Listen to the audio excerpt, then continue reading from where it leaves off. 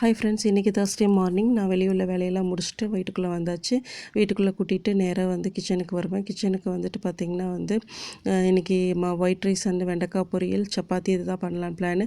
மீனுக்கு ஃபுட்டு போட்டாச்சு. அப்புறம் நைட்டு வச்சுருந்த பாத்திரமெல்லாம் கொஞ்சம் கழுவி வச்சதெல்லாம் எடுத்து அடுக்கியாச்சுங்க. ஸோ கிச்சனுக்கிட்ட சமைக்கும்போது கொஞ்சம் ஃபுல் அண்ட் ஃபுல் க்ளீன் பண்ணிவிட்டு தான் சமைக்கவே ஆரம்பிப்பேன். அதுக்கப்புறம் பார்த்திங்கன்னா வேண்டாத பொருளெல்லாம் பொறுக்கி போட்டு எல்லாமே சிங்கில் கழுவுறதுக்கு போட்டுட்டேன்.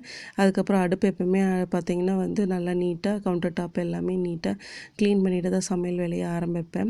ஸோ அதுக்காக மார்னிங்கே பார்த்திங்கன்னா எல்லாமே நீட்டாக க்ளீன் பண்ணி வச்சாச்சு. கரண்ட் அடுப்புலேருந்து எல்லாமே பண்ணிட்டோம். ஸோ நம்ம க்ளீன் பண்ணால் தான் நமக்கு சமையல் பண்ணும்போது எந்த ஒரு டிஸ்டர்பன்ஸ் இல்லாமல் கொஞ்சம் பீஸ்ஃபுல்லாக சமைக்கிறதுக்கு இதாக இருக்கும். ஸோ ப்ரீ பிளான்ங்கிறது ரொம்ப முக்கியம் சமையலுக்கு. பாத்திரம் இருந்ததெல்லாம் கொஞ்சம் வந்து கழுவியாச்சுங்க.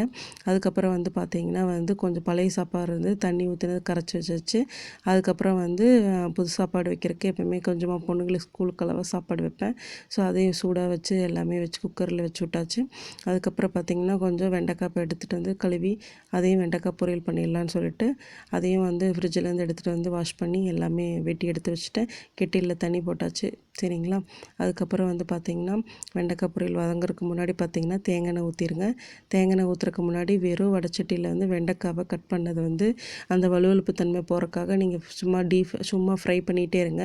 கொஞ்சம் ட்ரை ஆனதுக்கப்புறம் அது மேலே வெங்காயம், அதுக்கப்புறம் கடலப்பருப்பு, கடுகு இதெல்லாம் ஓரமாக போட்டு கொஞ்சம் எண்ணெய் ஊற்றி அதுக்கப்புறம் வந்து நீங்கள் வந்து ஃப்ரை பண்ணிங்க. மிளகாத்தூள் வேண்டாம், மஞ்சள்தூள் மட்டும் போட்டுக்கோங்க. இதெல்லாம் போட்டிங்கன்னா நல்லாயிருக்கும். சிக்கன் வந்து நைட்டு வச்சது கொஞ்சம் இருந்தது, அதை வந்து சப்பாத்தி கிரேவியாக இருக்கட்டும்னு இது பண்ணிவிட்டேன். ஸோ சப்பாத்தியும் தேய்ச்சாச்சு. பொண்ணுங்களுக்கு அளவாக சின்ன சின்னதாக போட்டால் தான் அவங்க வேஸ்ட் பண்ணாமல் சாப்பிடுவாங்க. ஸோ அவங்களுக்கு சப்பாத்தியெல்லாம் போட்டாச்சுங்க.